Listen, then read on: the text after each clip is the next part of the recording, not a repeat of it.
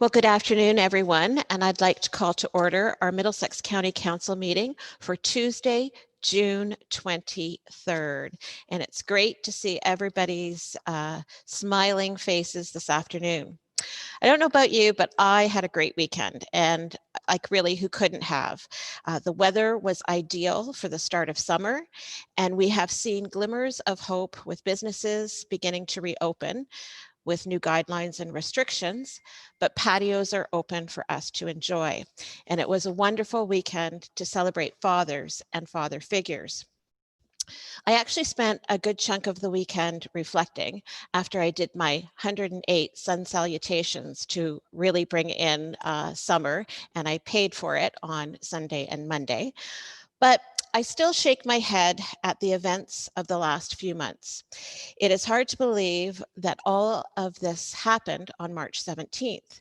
It seems so long ago, but in reality, it isn't. I've looked back at many of my own personal thoughts, some of the thoughts that I've shared with you over the last few months, or with my own council, staff, colleagues, and my friends. And I have to tell you, after I did that, I was tired. The past few months have been incredibly daunting and draining, and we have all been expected to lead and to adapt and to exist in a situation that none of us have ever been through. And for all the highlights, I still think that we are, with all the highlights and all of the progress that we are making, I still don't believe that we are out of this anytime soon. When you add the current affairs, troubling events, and the everyday challenges that we still have to cope with, well, now I'm drained just thinking about it. So I thought it was time to share some good news with all of you. So I reached out to a number of you last evening, and thank you for getting back to me so quickly. And I just want to highlight some of the stories. Unfortunately, I can't highlight all of them, but some of the good news stories that have been shared with me. First of all, I want to congratulate all of our graduates in Middlesex County, grade 8s, 12s, from college, university, or even preschool. Whatever level they graduated from, this accomplishment has to be acknowledged. I know many of our communities and this building that I'm sitting in are lighting up their buildings in gold or yellow to congratulate all of our graduates. Well done to each one of you. I want to congratulate Abby McMillan from Thorndale, who won the Connect Club of London's Why I'm Proud to Be a Canadian for all of the grade 5s in our regions. As mums, we have to recognize our kids' accomplishments. In Southwest Middlesex, it's all about teamwork, making sure that the landlord, which is the municipality, and childcare provider are working towards approving a building design. Restaurants and municipalities have been working together to make sure that patios can be made or expanded to ensure that we all have places to enjoy. I want to congratulate and only to name a few, because I know that there are so many of restaurants from all the way from Dorchester and Thorndale, all the way down to Glencoe and Southwest Middlesex. But Roy's in Strathroy, the Little Beaver and the Country Hearth in Kamoka, MJ's and the North Star in Lucan. So many businesses across the county have adapted to ensure that they are still in business, through online stores, to gift certificate purchases, and to drive-in concerts like the one Purple Hill Country Music Hall is organizing in the next coming weeks. There's been an incredible show of community spirit, and I want to congratulate Thorndale as I wear my this shirt represents community, and Kara's got hers on too. But Thorndale, I mean, my goodness, everything that they've gone through with the fire, they've already reached 50% of their goal in raising funds for their community center. I know I mentioned this earlier, but Ina and her COVID Cut Challenge brought much needed donations of product and money for the Elsa Craig Food Bank. Our departments have all adapted and supported the work from home format. Many departments are relating in ways that they weren't before, and for the better. Social services have themed staff meetings every week, and Cindy shared with me some of the pictures of their crazy hat day, and this of course all goes towards the health and well-being of our employees. Our clients in social services are appreciative of the support we show them. Cindy shared with me a number of appreciative notes that her department has received, but this one in particular, I believe, says it all. You are seriously the best worker a single mom could have. We all know how fortunate we are to be responsible for the delivery of land ambulance for our region. But how about this recognition? Even Christine Elliott realizes that we are so fortunate to have Chief Neil Roberts lead our Middlesex London paramedic services. And she even tweeted about it on Sunday. So congratulations, Neil. We are so thankful that you head up that team. Curtis and Bridget. Well, this one falls into other duties as assigned, as they actually rescued some turtle eggs from a busy stretch of road this past weekend. And Morgan, I'll get you to play the video. And if you watch carefully, you can even see the turtle laying the eggs.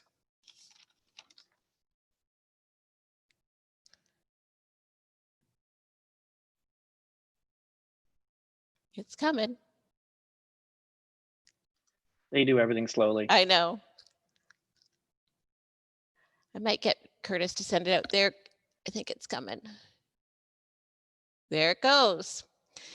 So Curtis and Bridget, I mean, my goodness, timing is everything. They came across this turtle. Bridget realized that it was about to lay eggs. They called Salthaven, and Salthaven actually has worked with the Conservation Authority to rescue the eggs so that those snapping turtles will be able to be born, and we can help our environment with that. I thought this one was great from finance because I think we're all appreciative of this. We are getting paid, and I think that says it all. The Zoom format. Thames Center recently held a meeting, and they looked after 10 planning applications. We know how difficult it is to get through these meetings, but to deal with 10 planning applications in the public, congratulations. I believe that the Zoom format has allowed us to become more efficient and carry on the work that we do.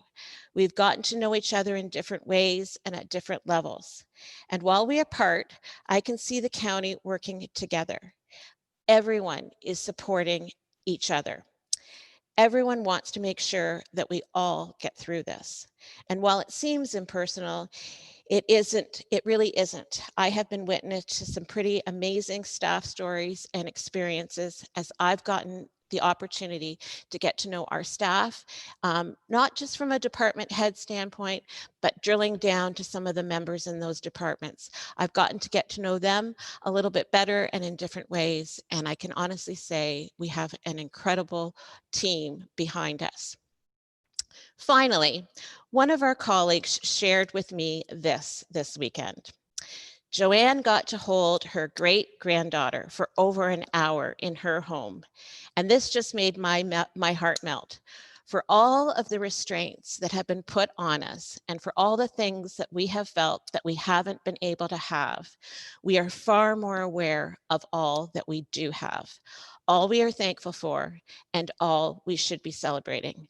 And I believe that that is good news. And with that, we'll start our council meeting. So is there any disclosure of pecuniary interest? And I didn't mean to make you cry, Councillor Vander Hayden. Is there any disclosure of pecuniary interest? Okay, seeing none, we'll move on to the business arising from the minutes. Was there anything that came from the minutes as you reviewed them?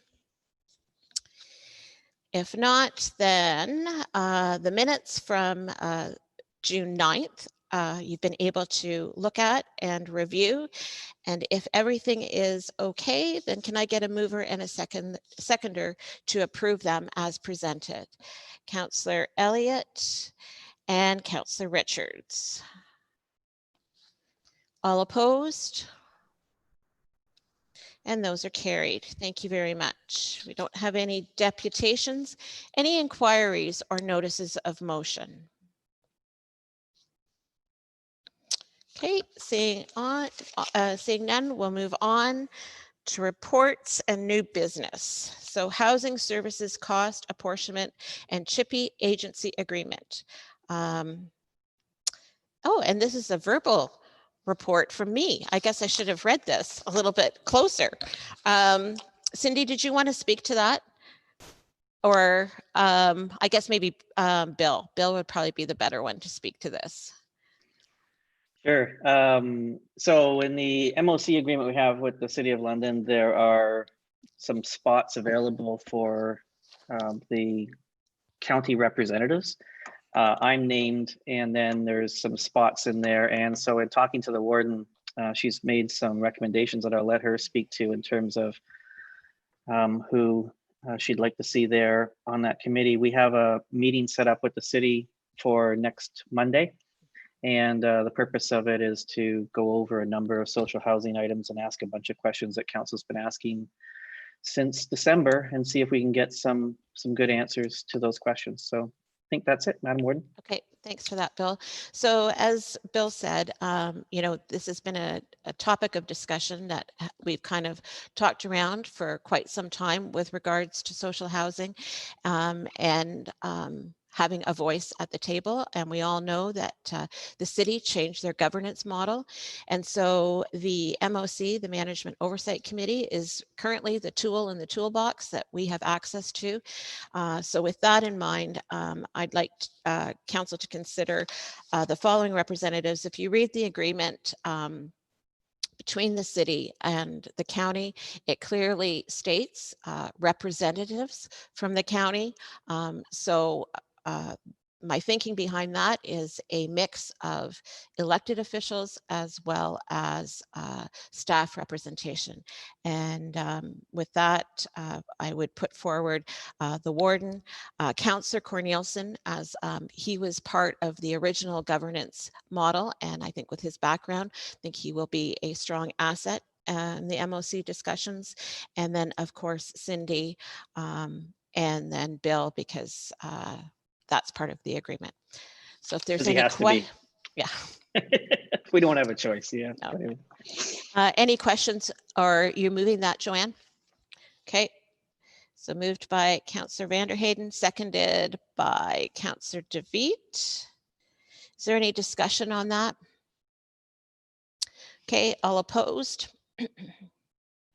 And that is carried. Thank you very much. We'll look forward to reporting back after our meeting on Monday.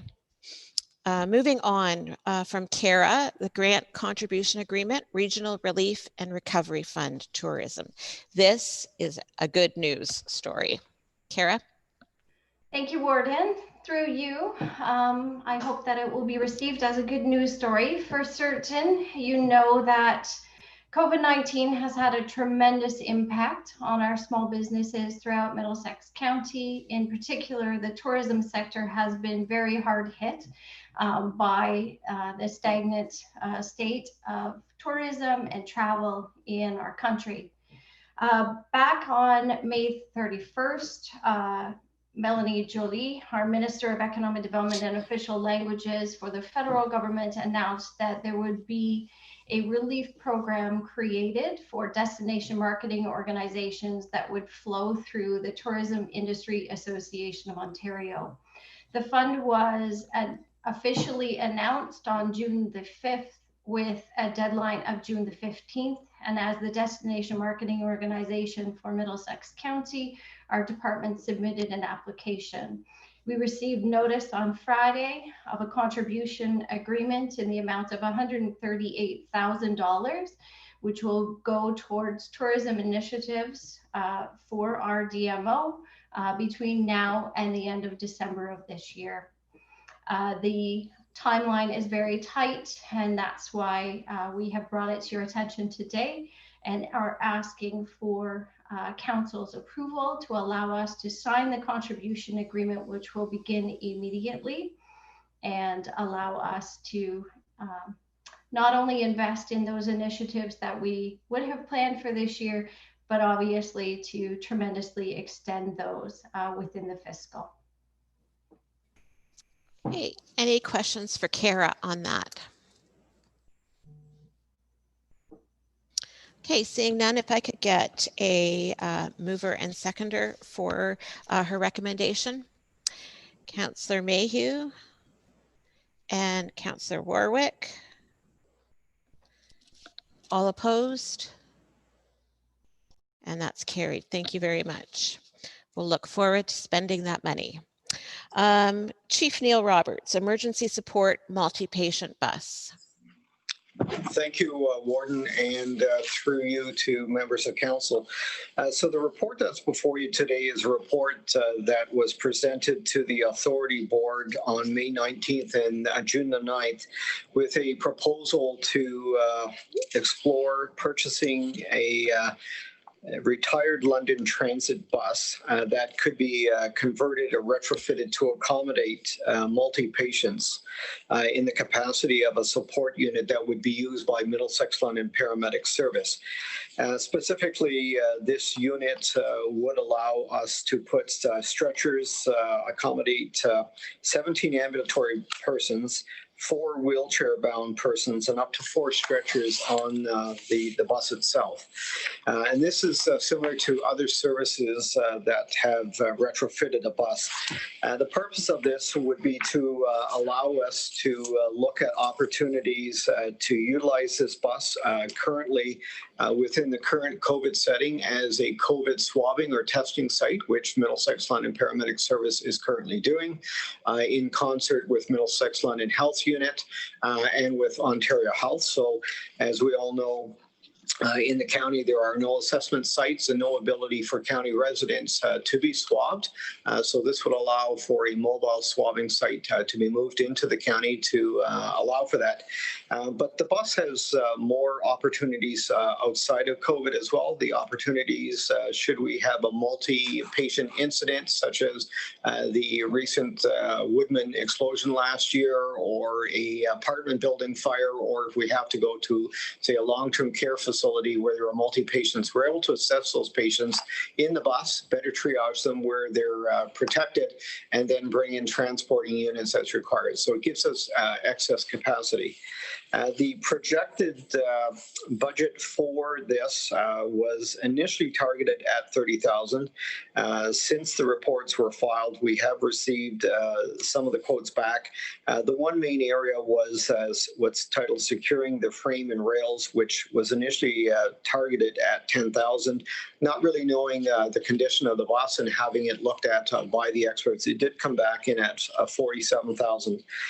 So the overall projected budget is $66,711. This amount has been reviewed by the county treasurer and deputy CAO as well with regards to our 2020 budget.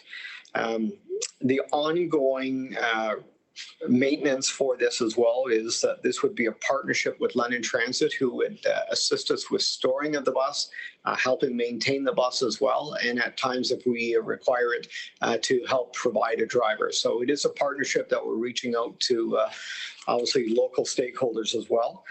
We think this is a good opportunity and certainly would provide additional resources. The one area as well is that we discussed it at the Authority Board meeting, is that we would also make this bus available to other municipalities within Western Ontario, specifically the Western Ontario Wardens or the Western Ontario Caucus.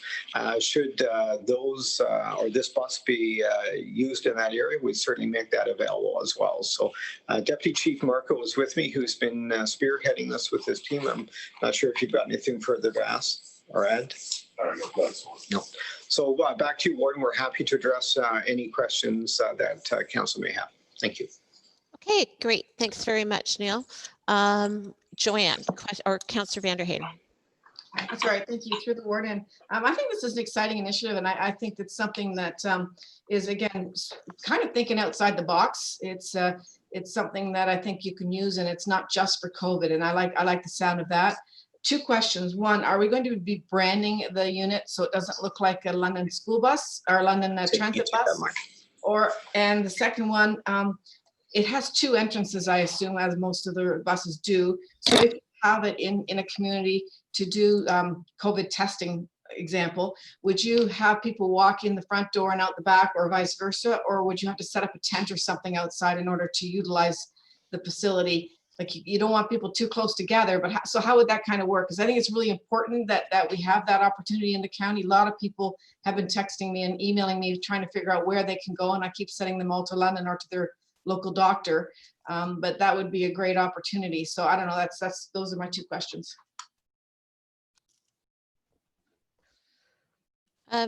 Neil, you're muted.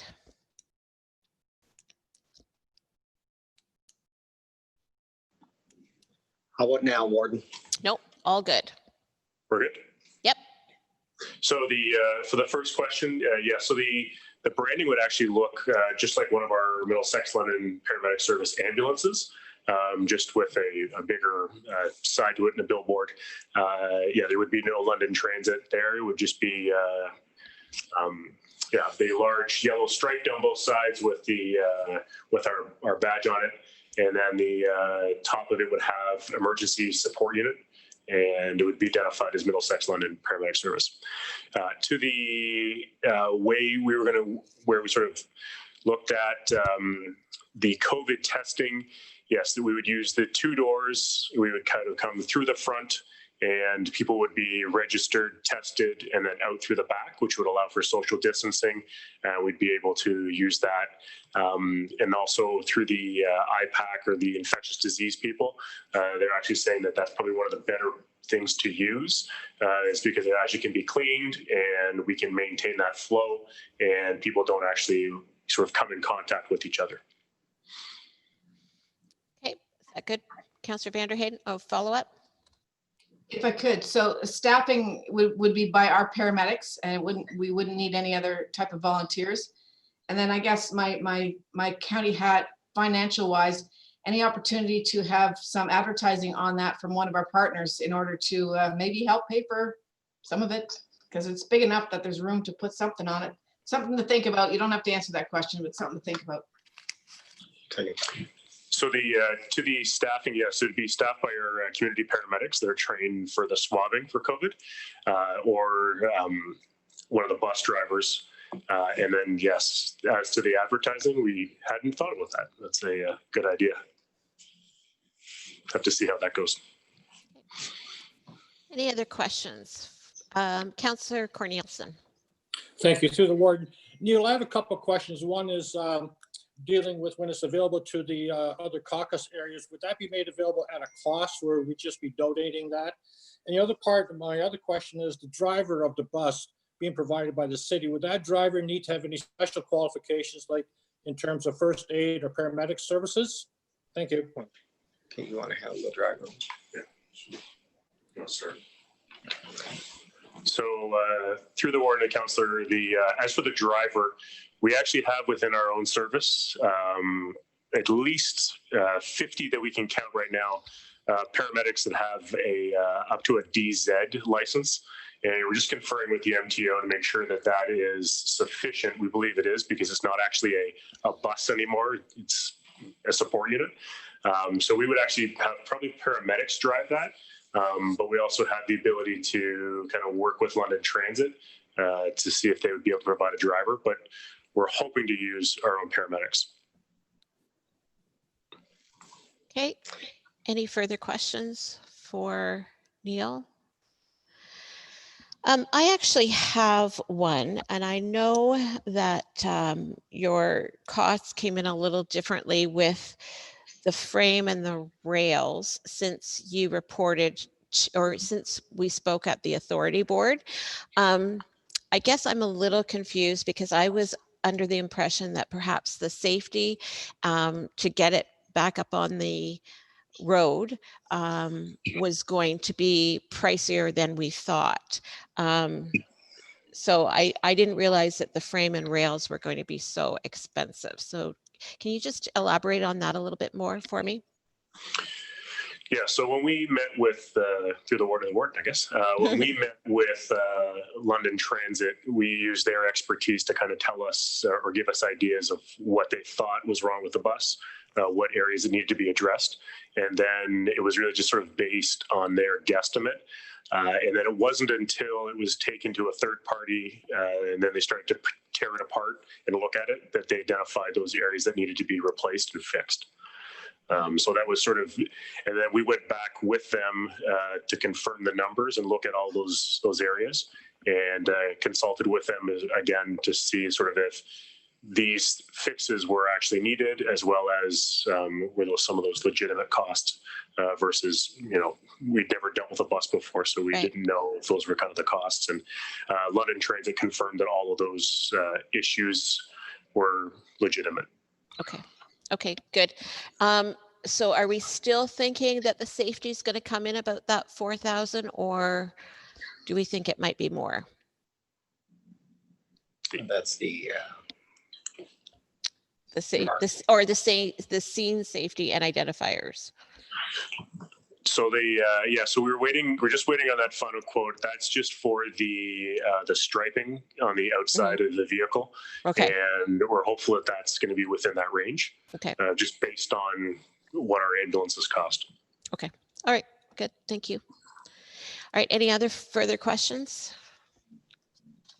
Okay. If not, then can I get a mover and seconder for the recommendation, please? Councillor Ropp and Councillor Brennan. All opposed? And that's carried. Thank you very much. Councillor comments and other business. Any comments from councillors? Bill? Not a counselor, but you can make a comment. Thank you. As you know, I'm just putting the finishing touches on the request for meetings with ministry staff. So we've got the Ministry of Health to talk about a number of land ambulance issues, Ministry of Municipal Affairs to talk about the provision of electronic meetings and other things that we've been using during the emergency services to keep going. And we've got a discussion with the ministry responsible for our programs related to early on and others about funding. But if there's anything else that you want to talk about at AMO, I need to know by Thursday. I haven't heard anything from anybody, but anything else, I mean, other than that, but please let me know. You don't have to do it right now, but just send me a note and say, hey, I really wish we'd talk to the minister about this issue, and we'll go from there. You'll want that in the next couple of days, since I think the deadline is Friday. Yeah, something like that. So Thursday would be great. Okay, Councillor Vanderheyden. If I could, thank you. And I did this morning on Java, but maybe Lindsay can kind of brief us on this, because the library summer reading program is on and coming up, and it's such a great program. And with people looking for things to do, I think that's a great opportunity. And also there's a little hidden gem in Middlesex County called Scanadot, Longwoods Conservation Authority, and they're doing a lot of things. So I would really encourage people, all of you, to tell people to get on their website for different things that are happening there. Because we have things in the community, as Kara knows, that just seem to be like hidden away, and we don't tell people about them. And there's opportunities there, especially now that everybody's been home and looking for other things to do. So if we could maybe have that quick chat on that through Lindsay. Yes, through you, Madam Warden, to Council. So we will be launching our virtual summer reading program, and I believe registration starts on the 29th. Or actually, no, registration has already started, and we have over 200 kids. I'm thinking back to emails I've received so far. So we're getting the word out really well, and so that'll be all online. So we're working with early on staff as well, really a combined effort. So we'll have a combination of virtual programs put on by staff, activities, and then we have a few entertainers scheduled as well to to keep kids entertained over the summer and to encourage reading. And so our theme is STREAM, science, technology, reading, engineering, arts, and math. So all of our programs will touch on those aspects. Maybe if you take a camera out to something that's going to be happening in the Thames River today and video what not to do when you're kayaking. Sorry, I had to throw that in there. Safety 101 in Middlesex County. Any other comments? Councillor Javid. Thank you, Warden. I just wanted to make a quick comment about the board meeting from AMO last Friday.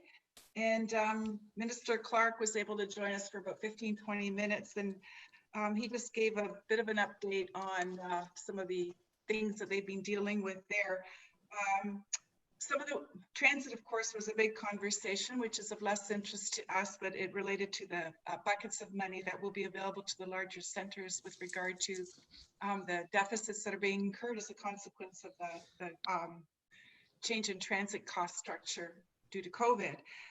What I did want to mention too was that there was discussion about the broadband announcement, and I want to just say that our Western Ontario Wardens Caucus head Jim Ginn did speak to our needs in the county and in the Western Ontario region.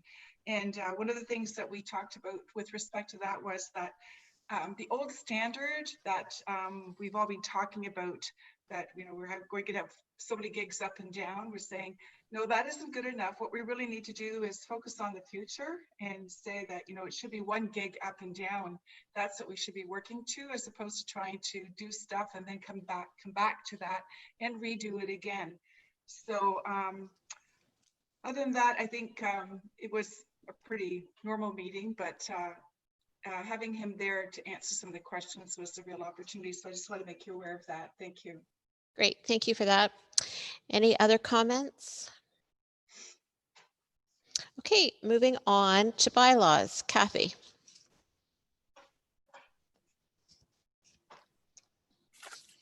We have 2 bylaws today.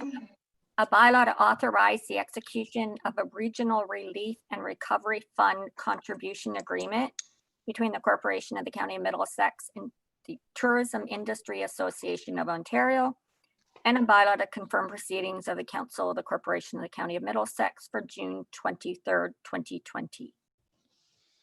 Great, thank you very much. Mover and seconder for first and second reading, Councillor Vanderheyden and Councillor Richards. All opposed? And that's carried. And a first and second, or a mover and seconder for the third and final reading. Councillor Elliott and Councillor Warwick. All opposed? And that's carried. Thank you. Moving into committee of the whole, no delegations. Action items, a report from Chris Trainey with regards to the detour work agreement with the Ministry of Transportation. Chris?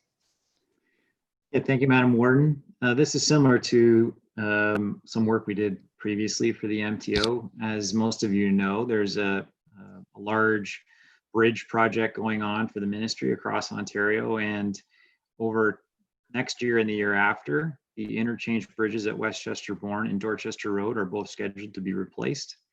As such, there will be intermittent closures required in order to facilitate traffic movement around the area. Upon review of the proposed detour routes, we illustrated to the MTO that several intersections along those routes wouldn't be appropriate for turning movements, especially for larger vehicles like trucks. And as such, additional capital work expenditures are required to bring those intersections up to a standard where they could be used for an alternative to 400 series traffic. So we have signed an agreement like this in the past. This allows us to use county forces and county contractors to complete the work on behalf of the Ministry of Transportation, and we will recoup our costs, our full costs for any works completed under this agreement. And I just note that this is work that's going to be completed in 2020 in anticipation of several closures through 2021 and 2022. So I'll leave it at that and be happy to answer any questions about the agreement. Thank you. Any questions? Councillor Warwick, and then No. Councillor DeVete. More of a comment through you, the warden, to Chris. Thanks again for being proactive about this. As you know, those intersections have taken a lot of beating over the last few years with all the extra traffic with the construction on the 401, and hard to keep up with the damage that happens to them through the heavy use through the winter as well. So thank you again for making sure that this is taken care of. It's paramount to our safety of our residents. Thanks for that. Councillor DeVete. Thank you, Warden. Through you to Chris.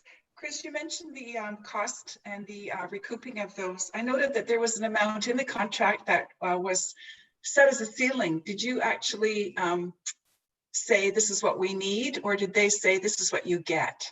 If you could just clarify how that works. Thank you. Sure, through the warden to Councillor DeVete. Yeah, that was the number we gave to the ministry through some negotiation. Those were our expected costs for completing the works. That was agreed. We actually have gone to quotation, and the asphalt numbers are slightly lower, so we will be certainly on the plus side of that amount. So that number was proposed by county staff and accepted by the Ministry of Transportation. That's great. Thanks kindly. Okay. Any other questions for Chris at this time? Okay, seeing none, you do have a recommendation in front of you. If I can get a mover and seconder for that, please. Councillor Mayhew and Councillor Warwick. All opposed. And that's carried. Okay, from Kara, allocation of existing economic development budget funds to support community improvement plan efforts focused on COVID-19 relief. Thank you. Through you, Warden, to Council. As you know, community improvement planning has been a long-term discussion of the Council. In 2019, the Council supported through the Economic Development Department budget the development of a template or primer, if you will, for lower tier CIP development. In 2020, we set aside further funding for the design of new or the redevelopment of existing CIPs in our lower tier communities. At this time, the municipalities of Strathroy-Caradoc and Middlesex Centre have community improvement plans in place, and both communities have been undergoing review of those documents at this time. Municipality of North Middlesex offers a similar program, and formal consultations have now taken place between planning and economic development staff and the county and the councils of the municipality of Southwest Middlesex and the township of Lucan and Biddulph regarding developments in the current fiscal year. Others are expected to follow. As you know, CIPs are widely accepted and fairly common practice for flowing matching municipal investment dollars to businesses.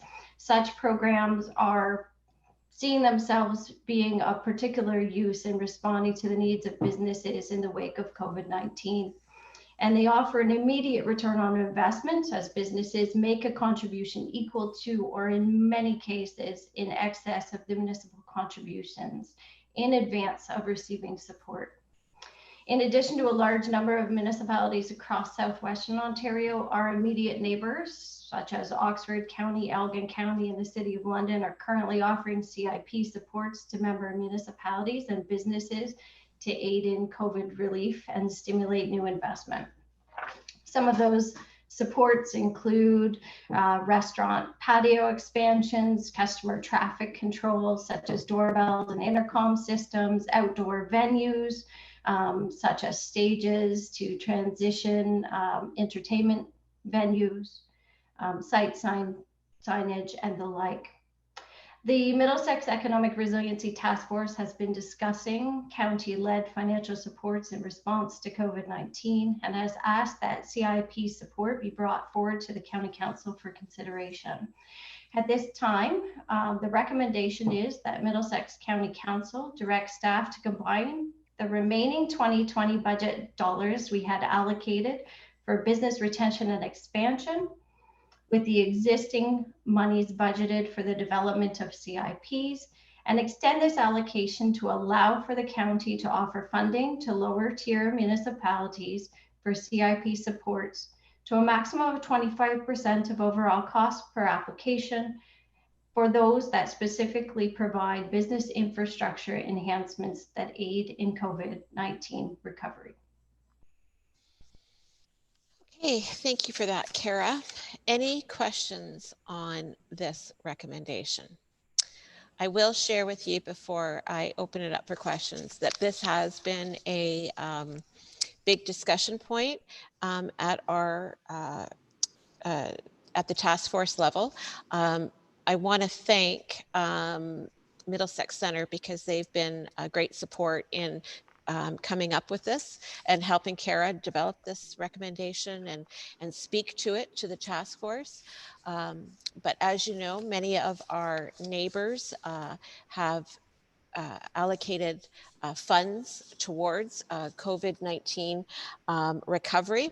And personally, I think that this is a good tool in our toolbox to help support our communities. So that's just my thoughts on this, but just to give you a little background of the discussions from the at the task force level. Councillor Vanderheyden. Thank you. I read this with interest, and I think this is a great way for the county to work with lower tiers, and that's always a positive, and especially during this time when I can tell you businesses are as fluid as we are in all of our decisions and things that we're doing right now. They don't even understand what they have available to them in order to move forward with all the regulations. And I'll just use the example of restaurants. They don't, they can only put so much capacity inside. And how do they go about putting a patio out? Where are the funding's going to come from? What is the municipality going to say? Like, there's so many questions that I think some of them are just fearful of even going down that route. Meanwhile, we've been trying to communicate with our businesses saying, this is available, let's go, we can help you out. And so the communication is going to be really important, but I really support this because I think this is a really good step in showing that our money is where our mouth is and that we really mean to help businesses. And this is a really good start. Thanks for that. Councillor Warwick. Yes, thank you. And through the warden to Kara, I can understand why we wouldn't want to do a business retention and expansion plan in 2020, because I think there's going to be a lot of different answers that we wouldn't normally get. So I think probably, using the funding for different support mechanisms is a good idea. But I'm just wondering, will we go ahead and do a business retention and expansion plan in 2021? Through your warden to Councillor Warwick, thank you for that question. In terms of the BRNE, there was no specific strategy allocated out of those particular funds. And in fact, those the funding for that mechanism will take place as part of the Economic Development Strategic Plan, which is being revamped in the fall. So BRNE in the strategic sense will be part of that program that we're implementing in the fall to review and rejig our economic development strategy. So that will not be lost. Any other questions for Kara on this? Okay, with that, you do have the recommendation in front of you. If I can get a mover and seconder for that. Councillor Smith and Councillor Cornelissen. All opposed? And that's carried. Thank you very much. Okay, moving along to correspondence and information items. Strathmere Lodge occupancy and activity report from May 2020, report from Brent Kerwin. AMO updates on COVID-19 from June 8th to June 15th, 2020. AMO update on the Women's Leadership Forum at the AMO 2020 conference. I just want to say, I think that this is a really good move. I think that Middlesex County is fortunate to be well representative by women leaders. And I know that a number of us were involved in an event last summer, and coming out of that, we all agreed that our organizations that and conferences that we attend needed to focus on women's leadership. So I'm really pleased. And Councillor Javid, if you can take that back to your people, I think that this is a really positive move. So I'm excited about this. Okay, moving on to number 4, final approval of Westell Developments Inc. Plan of Subdivision, file 39T-SC 1801 Strathroy Caradoc. Middlesex London Board of Health monthly update for May 2020. Copy of the Spring 2020 Four Counties Health Services Foundation newsletter. Copy of a letter from Western Ontario Wardens Caucus to the Ministry of Municipal Affairs and Housing, giving appreciation for support of rural access to broadband.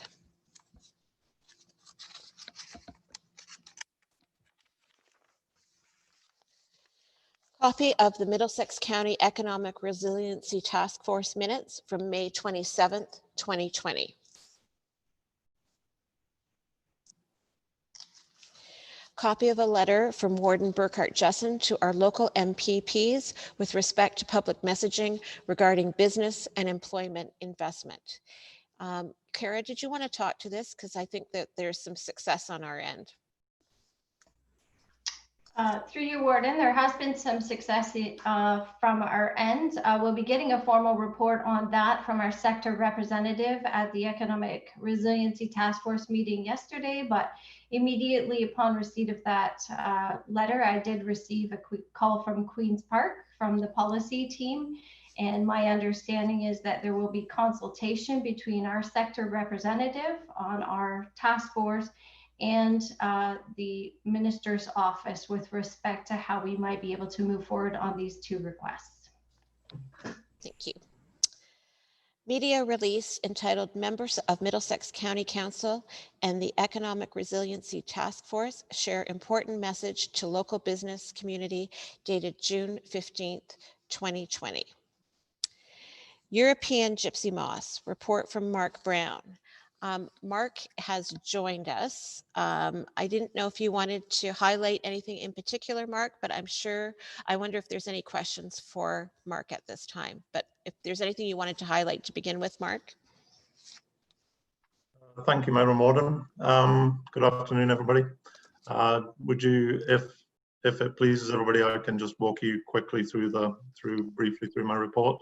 Sure. Thank you, Warden. So the European gypsy moth showed up in North America in about 1869 in Massachusetts, and about 100 years later, it made its way to Ontario, Canada. So it was kind of first identified in about 1969. So 50 years later, here we are. It's spread fairly widely across the province.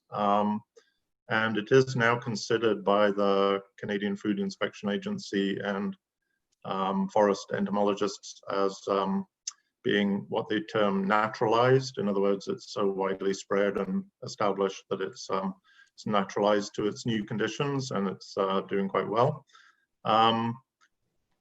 It is a non-native, and it has some natural controls that come with it. There's a fungus and a predatory parasitic wasp, and those controls, the fungus, the virus, and the parasitic wasp, when the population booms, they tend to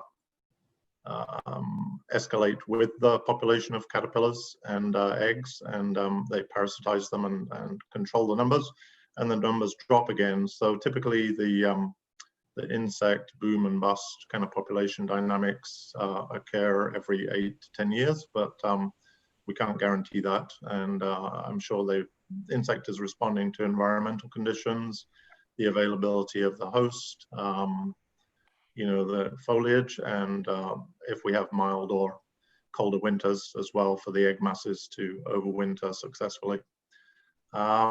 So there are a bunch of ways we as humans can either prevent the spread, which is inspecting anything that we move, trucks, trailers, RVs, boats, etc. Inspecting and cleaning those of any egg masses, destroying those before we go about enjoying recreation activities across the province, because that's probably the #1 vector is for the egg masses to hitch a ride in May, in early May, when we maybe take off to our cottages or RVs or recreation activities, and then the eggs hatch out in the new location, and caterpillars find trees to feed on, and so the life cycle continues and the spread continues. So so the egg masses are probably the single easiest way for us to try and control the population. And then the caterpillars, there are a number of controls of the caterpillars. And then with sticky bands, applying sticky bands around the trees, and trapping them in burlap and destroying them. But with the when the population is really at its peak, that is not really a preventative measure. It's you know, you're kind of fighting a bit of a, shouldn't say a losing battle, but it's a tough control method when it gets to caterpillar stage. And then they pupate, and the female moth cannot fly, so she just literally either dangles on silk threads, and wherever she lands, she'll lay her eggs. The male moths can fly, and forest entomologists and forest health professionals monitor numbers of gypsy moth by trapping them in pheromone traps. But that's really just for monitoring what the population might be in an area. And so yes, in the last couple of years, I've received quite a few calls each spring. Maytime is usually when the caterpillars are emerging, climbing up the trees and falling in people's swimming pools, or you know, in the sort of neighborhoods or the backyards. And I guess that's when we notice them most. So I've recorded that in our GIS system, and I've talked to the homeowners about, you know, the ways they can control them. We had a little bit of an outbreak in Campbellville, Strathroy Carrock last year. Spoke to quite a few homeowners, and I assume that they'd probably be doing some egg mass removal over the winter. Because if you remove the egg masses on your particular tree, it's very unlikely that you'll get caterpillars, because they can't really move. They crawl up the nearest tree. So if the egg mass is at the base of the tree, they crawl up that tree and you get your infestation. So you can kind of locally control those. Anyhow, moving on from a county woodlot perspective, yes, we have some trees infested and being defoliated. In the Skunks Misery complex. As you know, we have a big complex down there, about 1,000 hectares of woodlands, county woodlands. It is there. There's lots of ways the population is being controlled, as I mentioned earlier. And I personally, as a forester, as the county forester, my observations are that we're not seeing it severely defoliate trees. Plus, I crunched the numbers, and we have in about half of our woodlands, we have about 20% oak, and oak is the preferred species. So it's a fairly small percentage of the species composition in our county woodlots that is being affected right now. So I think, Dirk, did you want to just run through the conclusion, or shall I do that? No, go ahead, Mark. Okay, just put that conclusion. So really, let me get the recording and tracking. So it's really our position that management of pests, that includes noxious weeds, are the responsibility of the private landowners.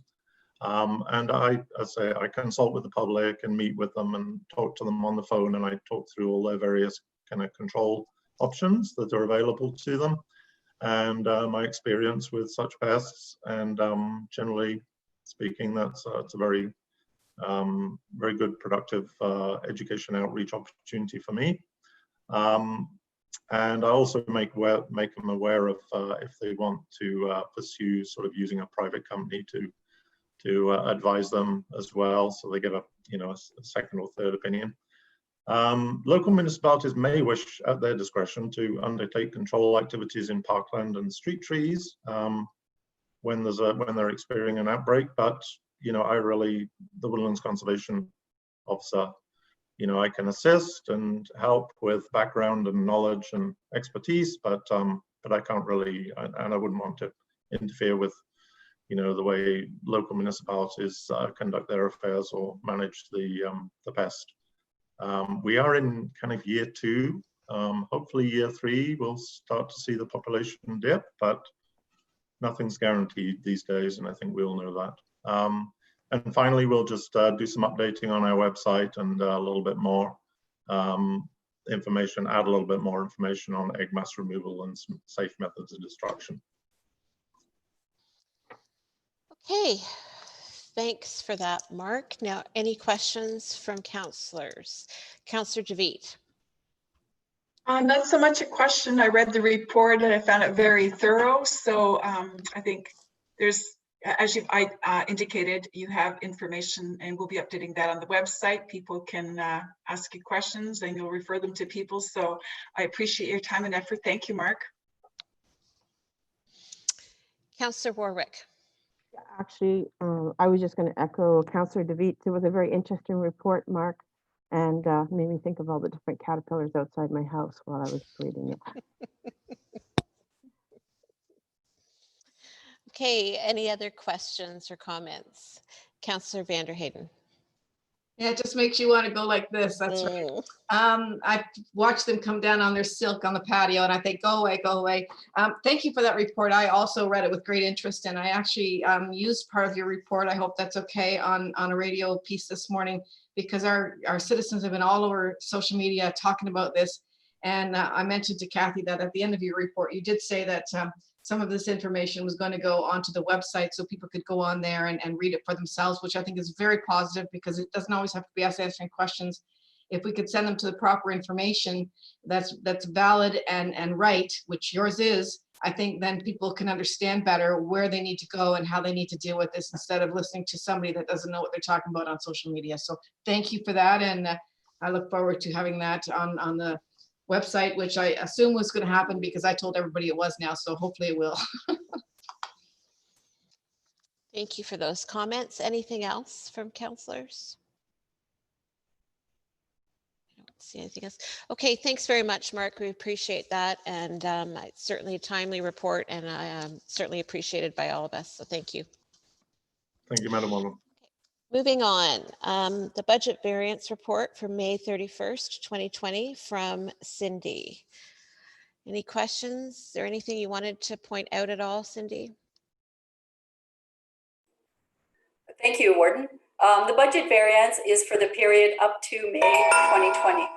Currently, we are within budget. Projecting forward, the county will need to consider pressures from the local municipalities, further impacts of COVID-19, impacts on our investments, and other operational pressures.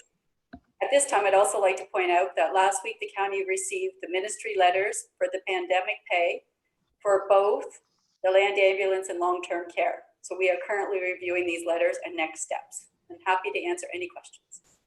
Great, thank you, Cindy. Any questions or comments from councillors? Councillor Vanderheyden.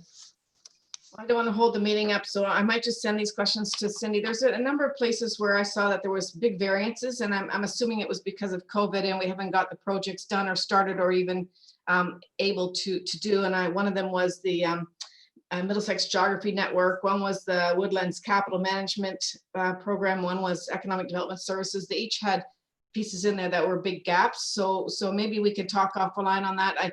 I'm assuming it's because of COVID that, there's things that we can't be doing right now that have been put off. So I probably talk, if I can, with you offline on that.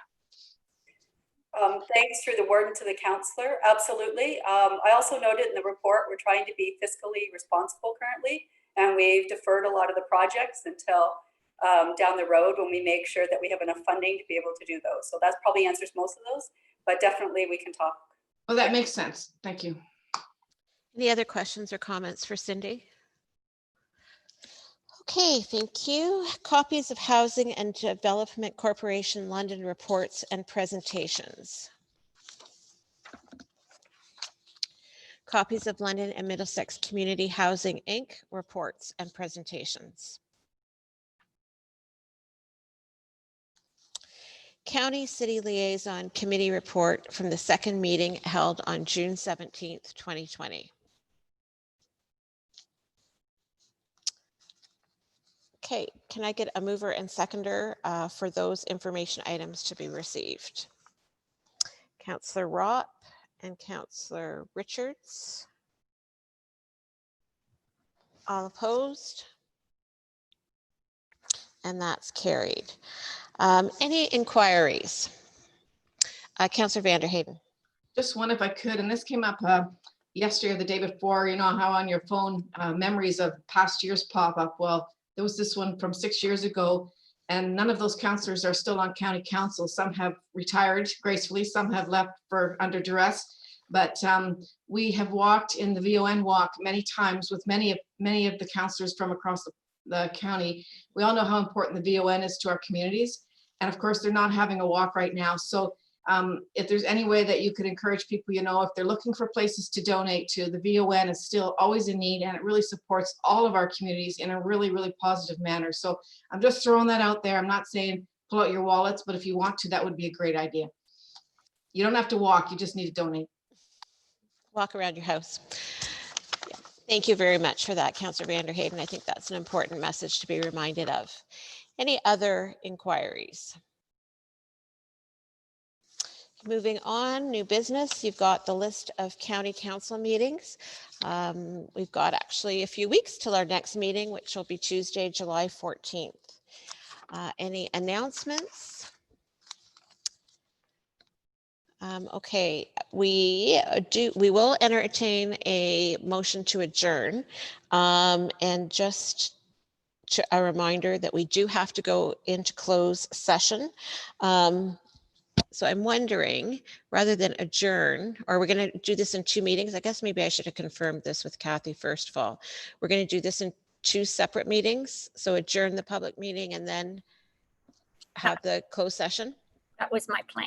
Okay. Just to make sure that we stop the recording and everything's done. Okay, gotcha. Very good. So if I can get a motion to adjourn this portion of the meeting. And Councillor Vanderheyden and Councillor Elliott. All opposed? And that's carried.